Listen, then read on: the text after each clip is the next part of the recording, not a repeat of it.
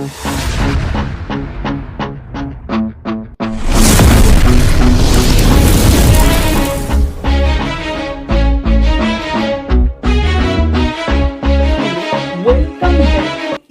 Academy. তো গত ক্লাসে আমি ডিফারেন্সিয়েশনের উপর যে লেকচারটি চলছিল সেই লেকচারটি কমপ্লিট হয়ে গিয়েছিল। আজকে আমি ক্লাস 11দের জন্য একটা খুব গুরুত্বপূর্ণ টপিক, যে টপিকটি খুব ইম্পর্টেন্ট বোঝার জন্য, সেই টপিকটি আমি শুরু করতে চলেছি। সেই টপিকটির নাম হচ্ছে সেট থিওরি। অনেকে বলে যে সেট থিওরি চ্যাপ্টারটি খুবই কঠিন, একদম মাথার উপর দিয়ে যায়। কিন্তু এখানে যদি তোমরা প্রথম থেকে শেষ পর্যন্ত দেখো, এই ভিডিওটি যদি তোমরা প্রথম থেকে শেষ পর্যন্ত দেখো, তাহলে সেট থিওরি সম্বন্ধে তোমার একটা বেসিক আইডিয়া তৈরি হবে এবং তুমি এর উপর অনেক ধরনের অঙ্কও করতে পারবে যদি তুমি ভিডিওগুলো পরপর দেখতে থাকো। তো আমি কথা না বাড়িয়ে আজকের যে সেট থিওরি কনসেপ্টটি সেটা শুরু করতে চলেছি। তো দেখতে থাকো এখানে কি বোঝানো হচ্ছে। আমাদের গত ক্লাসের ভিডিওতে ডিফারেন্সিয়েশনের উপর মোটমাট অনেকগুলো ভিডিও হয়েছে, সেই ভিডিওগুলো শেষ হয়েছিল। তবে কি ডিফারেন্সিয়েশন শেষ হয়ে গিয়েছে? না, ডিফারেন্সিয়েশন আরও দুই একটা ভিডিও আছে, মানে ধরতে পারো 80 to 90% কমপ্লিট হয়ে গিয়েছে ডিফারেন্সিয়েশন। আরও 10% কি 20% ডিফারেন্সিয়েশনের উপর ভিডিও আসবে এবং সেগুলো খুবই আস্তে আস্তে আসবে, ঠিক আছে? তো আমি একবারও বলিনি যে ডিফারেন্সিয়েশন শেষ হয়ে গেছে। যতটুকু হয়েছে তোমাদের বেসিক আইডিয়া তৈরি হওয়ার জন্য বা ভিত্তি তৈরি হওয়ার জন্য যে লেভেল হওয়া দরকার সেটা তৈরি হয়ে গিয়েছে, ঠিক আছে? তো আজকে আমি শুরু করতে চলেছি যে সেট থিওরি। সেট থিওরি ব্যাপারটা কি? আমরা যদি সেট থিওরি ব্যাপারটা বুঝতে হয় তাহলে আমাদের প্রথমে বুঝতে হবে যে সেট থিওরির ডেফিনেশনটা কি। এখানে খুব সুন্দর ওয়েতে লেখা আছে, যদি তোমরা কেউ না বুঝতে পারো আমি বলে দিচ্ছি ডেফিনেশনটা। ডেফিনেশনটা বলছে এখানে যে set is a collection, set is a collection of well defined ডিস্টিং object. ইংলিশটা তো বুঝতে পারলাম না, যদি ইংলিশটা না বুঝতে পারো আমি বাংলাতে বলে দিচ্ছি। সেট কি? সেট হলো একটা কালেকশন। সেট কি? সেট হলো এখানে একটা collection, collection of well defined. Set হলো একটা collection, collection of well defined ডিস্টিং object. Set কি? সেট হলো কিছু সংগ্রহ। কিসের সংগ্রহ? যে কোনো কিছুর সংগ্রহ হইতে পারে, বইয়ের সংগ্রহ, জিনিসপত্রের সংগ্রহ, জামা কাপড়ের সংগ্রহ, বিভিন্ন কিছুর সংগ্রহ হইতে পারে, ঠিক আছে? তো সেট কি? সেট হলো কোনো একটা কিছুর উপর কোনো একটা কিছু যে রয়েছে সেটার বলা হইতেছে সেট। এখন এই মার্কারটার উপর এই মার্কারটা রাখলে তার উপর যদি আমি আরেকটা মার্কার রাখি তারে বলা হইতেছে কি তার সেট। এখন যদি এগুলো এভাবে কোনো মতো রেখে দিই তাহলে কিন্তু এটা সেট গঠন হচ্ছে না। সেট গঠন হইতে গেলে কি লাগবো? সেট গঠন হইতে গেলে কালেকশন লাগবো। সেট কি হইতে লাগবো? কিছু জিনিসের কালেকশন বা সংগ্রহ, ঠিক আছে? তো এবং কালেকশনগুলো কি হইতে লাগবো? ওয়েল ডিফাইন হইতে লাগবো। ওয়েল ডিফাইনের অর্থ কি? ওয়েল ডিফাইনের মিনিং হচ্ছে, ওয়েল ডিফাইন বোঝানো হচ্ছে তার একটা যথার্থ মানে থাকতে লাগবো, তার একটা যথার্থ মানে থাকতে লাগবো, ঠিক আছে?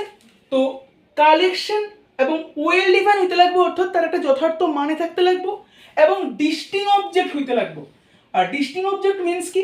ডিস্টিং অবজেক্ট মিন্স একই জিনিস রিপিট করতে পারতো না, একই জিনিস রিপিট করতে পারতো না, নো রিপিট, একই জিনিস রিপিট করতে পারতো না। আমি আবারও বলে দিচ্ছি যে সেটের ডেফিনেশনটা কি আদৌ? সেটের ডেফিনেশনটা হচ্ছে যে set is a collection of well defined ডিস্টিং object. মানে সেট হলো কিছু জিনিসপত্রের সংগ্রহ যেটা ওয়েল ডিফাইন হতে লাগবো, অর্থাৎ তার একটা যথার্থ মানে বা সুনির্দিষ্ট অর্থ থাকতে লাগবো এবং ডিস্টিং অবজেক্ট হইতে লাগবো, অর্থাৎ তার কোনো একই জিনিস বারবার হাইতে পারতো না, একই জিনিস রিপিট হইতে পারতো না। তো ডেফিনেশন দেখলে অনেকে ক্লিয়ার হয় না, তার জন্য আমি একটা এক্সাম্পল দিচ্ছি।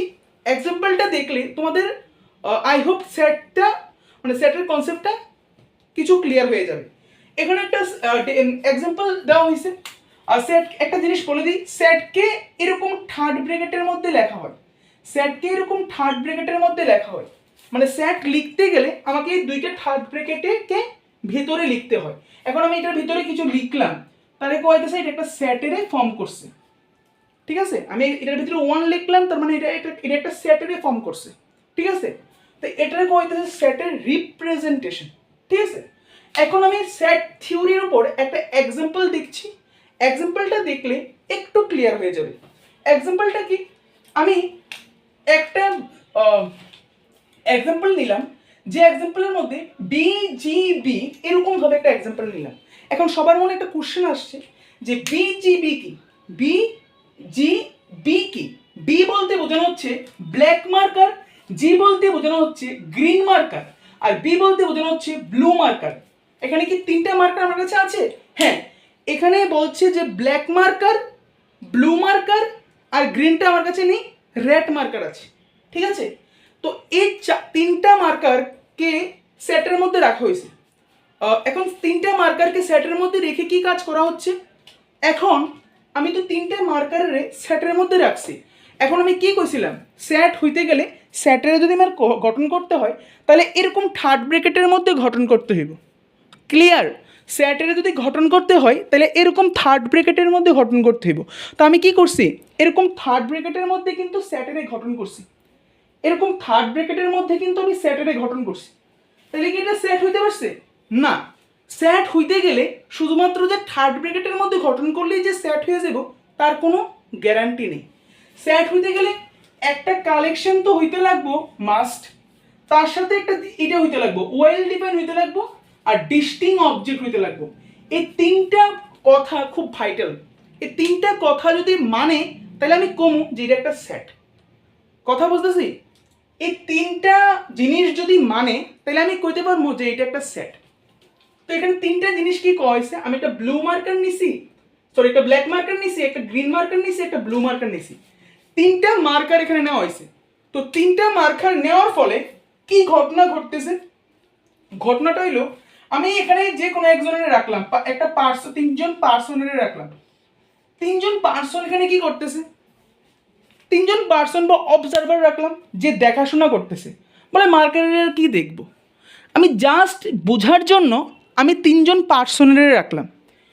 একজনের নাম রাজ, একজনের নাম অজয়, একজনের নাম শ্যামল। আমি তিনজন পার্সনের রাখলাম সাইডে অবজারভার হিসাবে। তারা কি করব? তারা এই তিনটা জিনিসের থেকে কোন জিনিসটা পছন্দ সেটা কইব। বলে তারা কি কোনো কাজ নেই নাকি? তারা করণের কাজটি হইল আমি এই জিনিসটার মাধ্যমে সেটের থিওরির একটা খুব যথার্থ ডেফিনেশন দিয়ে দিব। এখানে যে ব্ল্যাক, গ্রিন আর ব্লু এই তিনটা মার্কারে একটা থার্ড ব্র্যাকেটের মধ্যে রাখা হয়েছে, এটাকে অলরেডি একটা সেট গঠন করতেছে নাকি করতেছে না, এই তিনজনরে দিয়েই আমি জিনিসটা বুঝতে পারবো। এই তিনজন কি করব, আমি ধরলাম যে প্রথম রাজের ধরলাম, রাজের কাছে ব্লু, গ্রিন আর ব্ল্যাক এই তিনটা মার্কারের মধ্যে কোন মার্কারটা পছন্দ ওইটা রাজে কইব। রাজ কি কইব যে এই তিনটা মার্কারের মধ্যে, এই তিনটা মার্কারের মধ্যে, এই তিনটা মার্কারের মধ্যে কোন মার্কারটা রাজের পছন্দ। আমি ধরলাম যে রাজের এই ব্ল্যাক কালার মার্কারটা পছন্দ, রাজের এই ব্ল্যাক কালার মার্কারটা পছন্দ। ঠিক আছে, তো রাজের কি হয়েছে, রাজের হয়েছে এই ব্ল্যাক কালার মার্কারটা পছন্দ হয়েছে। ঠিক আছে, নেক্সট আছে কি অজয়, অজয়ের কোন মার্কারটা পছন্দ হয়েছে, অজয়ের গ্রিন মার্কারটা পছন্দ হয়েছে। ঠিক আছে, শ্যামল, লাস্ট আছে কি শ্যামল, শ্যামলের কোন মার্কারটা পছন্দ হয়েছে, শ্যামলের এই ব্লু মার্কারটা পছন্দ হয়েছে। ঠিক আছে, তো তিনজনের চয়েস কিন্তু তিন রকম। কথার মানে হলো তিনজনের চয়েস কিন্তু তিন রকম। আবার আমি যদি আরেকটা নাম এখানে ডিনোট করি, ধরি আমি আরেকটা নাম ডিনোট করলাম, নামটা ধরো আরেকটা নাম কি ডিনোট করতে পারি এখানে, ধরো আরেকটা নাম আকাশ। আকাশ নামে কোনো একজন ব্যক্তিরে নিলাম, সে তাকে বললাম যে এই তিনটা মার্কারের মধ্যে কোন মার্কারটা পছন্দ। সে বলল আমার একটা মার্কারও পছন্দ না। মানে আমি কি কইতে চাইতেছি, আমি তিনজন পার্সনের রাখলাম, তিনজন পার্সনের রাখা আমি কইলাম যে এখানে যে তিনটা মার্কার এখানে আছে এই তিনটা মার্কারের মধ্যে কোন মার্কারটা তোমাদের পছন্দ। কেউ কইলো আমার ব্ল্যাক মার্কারটা পছন্দ, কেউ কইলো আমার এই গ্রিন মার্কারটা পছন্দ, কেউ কইলো আমার এই ব্লু মার্কারটা পছন্দ। তাহলে আমি কি কমু? আবার কেউ কইলো আমার একটা মার্কারও পছন্দ না। তাহলে আমি কি কমু? তাহলে তার মানে দাঁড়াইতেছে তার কোনো যথার্থ অর্থ পাইতেছি না।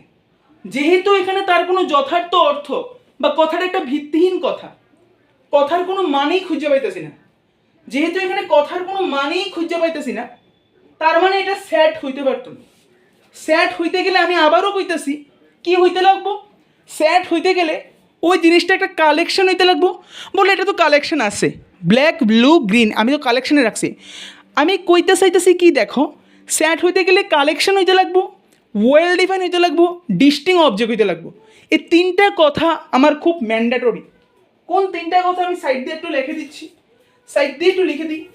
আমার তিনটা কথা খুব ম্যান্ডেটরি। একটা হলো কালেকশন হইতে লাগবো। কালেকশন মিন্স কি?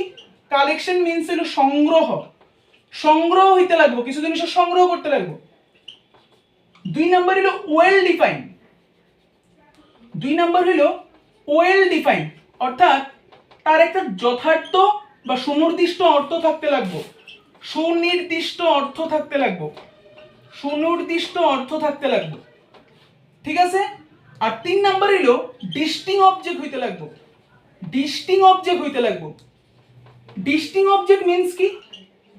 ডিস্টিং অবজেক্ট মিন্স একই জিনিস বারবার রিপিট হইতে পারতো না। এই কথাটার মানে কি একই জিনিস বারবার রিপিট হইতে পারতো না? তাই একটু পরে আমি কমু, একটু ধৈর্য সহকারে দেখার ট্রাই করো। তো আমি এখানে দেখতে পাইতেছি এখানে যে তিনটা জিনিসের সেট গঠন করতে পারতেছি না। আমি তো এখানে তিনটা জিনিস নিছি না, ব্ল্যাক ব্লু গ্রিন, এই তিনটা মার্কার নিছি এবং তিনটা মার্কারের কোনো সুনির্দিষ্ট অর্থ পাইতেছি না।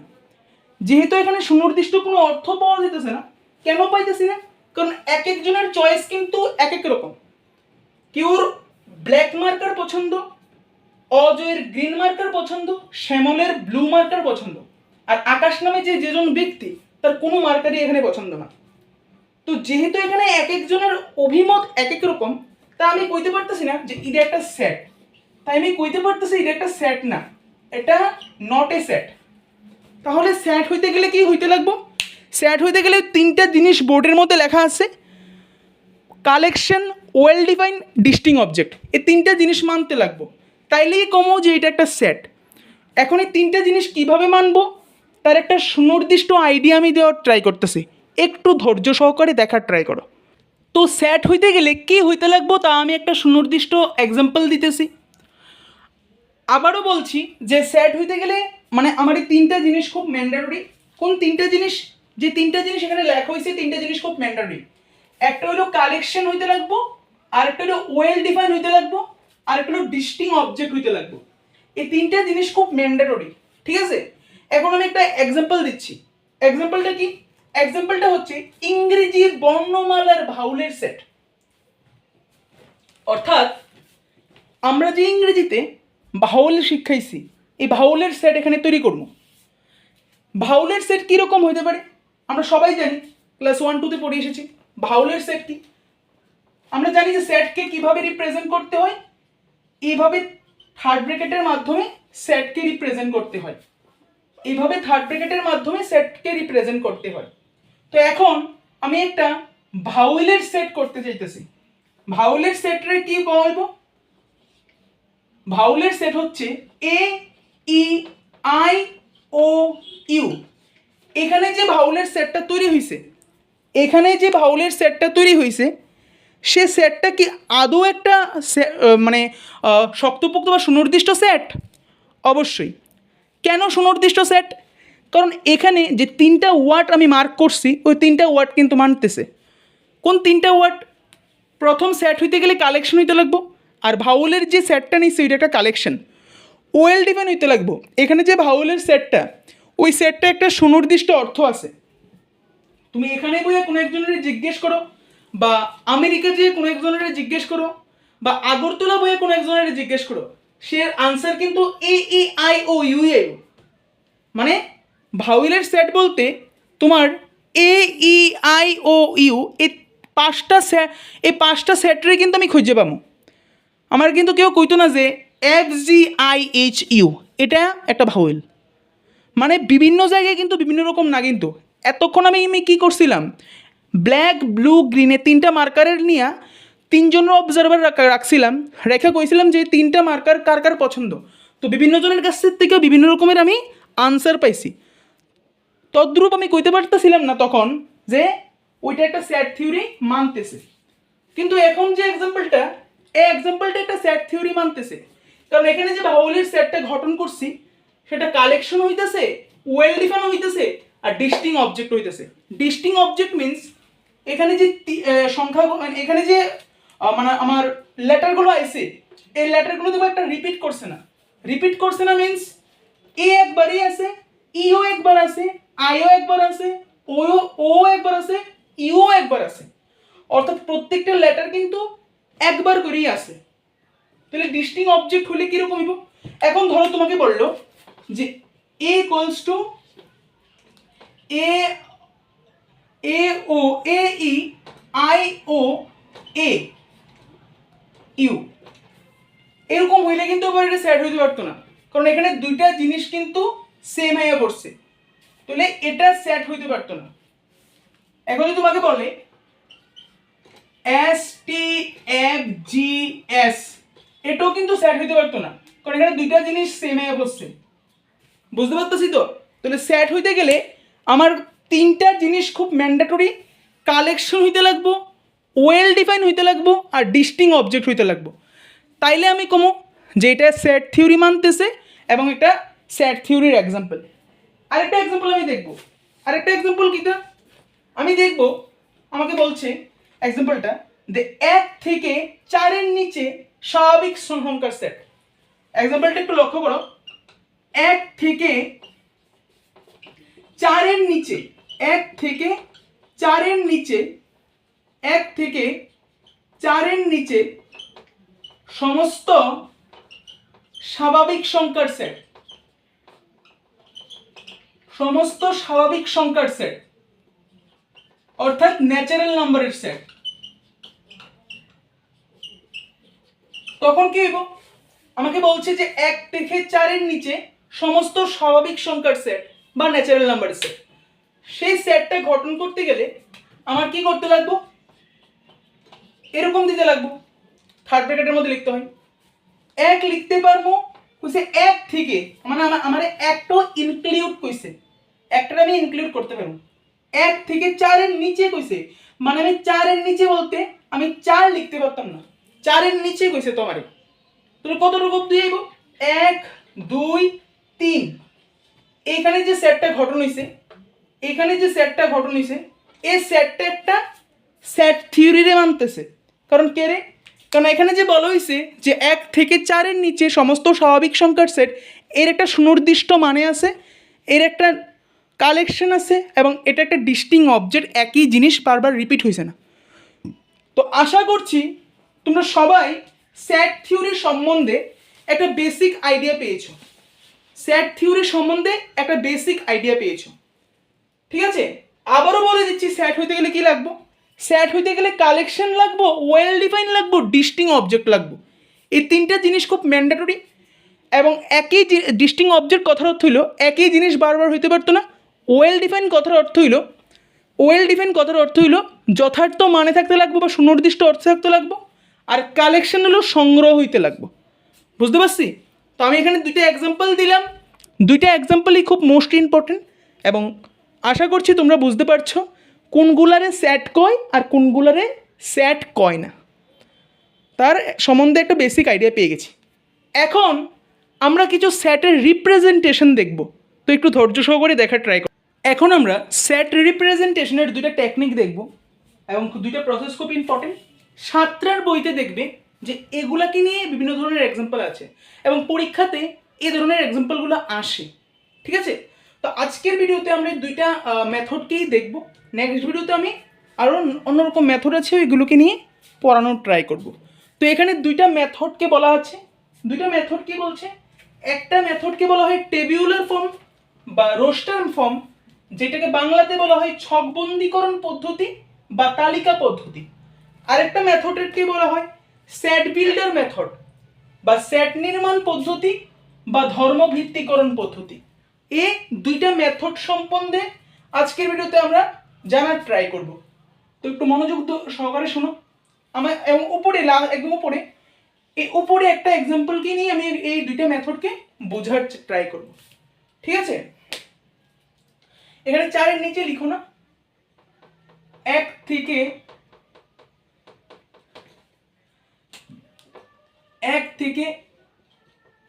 5 এর মধ্যে লেখো, 1 থেকে 5 এর মধ্যে স্বাভাবিক সংখ্যা সেট। তো আমি এখানে সেট রিপ্রেজেন্টেশনের দুটো টেকনিকের মধ্যে প্রথম টেকনিকটাই বোঝাচ্ছি। প্রথম টেকনিককে বলা হয় টেবিউলার ফর্ম বা রোস্টার ফর্ম। এই মেথডটা লেখার টেকনিক খুব সোজা। টেকনিকটাকে কি করা হয়, এক বলছে আমাকে কোশ্চেনে যে 1 থেকে 5-এর মধ্যে স্বাভাবিক সংখ্যার সেট বলতে। তো যেহেতু এটা বলছে 1 থেকে 5-এর মধ্যে, মানে 5ও ইনক্লুড, তাহলে 1 থেকে 5-এর মধ্যে স্বাভাবিক সংখ্যার সেট বলতে এখানে এরকম বোঝাচ্ছে 1 2 3 4 5। এই 5টা নাম্বার আমি এভাবে লিখে ফেলবো। যেহেতু আমাকে বলছে যে রোস্টার মেথডের ক্ষেত্রে আমি এরকম, যেহেতু এটা তালিকা পদ্ধতি বলা হইতেছে, তার মানে আমি এভাবে তালিকাভাবে লিখবো। আমাকে বলছে যে 1 থেকে 5-এর মধ্যে স্বাভাবিক সংখ্যার সেট, তাই আমি লিখতে পেরেছি যে 1 2 3 4 5 এরকম 5টা স্বাভাবিক সংখ্যাকে পরপর ভাবে লিখে ফেলছি। যেহেতু আমাকে বলছে যে 1 থেকে 5-এর মধ্যে সমস্ত স্বাভাবিক সংখ্যার সেট। তো আই হোপ তোমরা টেবিউলার ফর্মটা বুঝতে পারছো বা ছকবন্দীকরণ পদ্ধতি বা তালিকা পদ্ধতিটা বুঝতে পারছো। এখন আমাদের আলোচ্য বিষয় হচ্ছে স্যাট বিল্ডার মেথড, যেটা পরীক্ষাতে মোস্ট ইম্পর্টেন্ট। ওইটাকেই বলছি আমি, স্যাট বিল্ডার মেথডটা মোস্ট ইম্পর্টেন্ট, যেটাকে বলা হয় স্যাট নির্মাণ পদ্ধতি বা ধর্মভিত্তিকরণ পদ্ধতি। এই মেথডের মধ্যে কি ঘটনা হয় সেটা দেখব। এই মেথডটাকে আমি এই মেথডটার মতো লিখতে পারবো না। কিভাবে লিখতে হবে? এটাকে একটা সূত্রভাবে লিখতে হবে।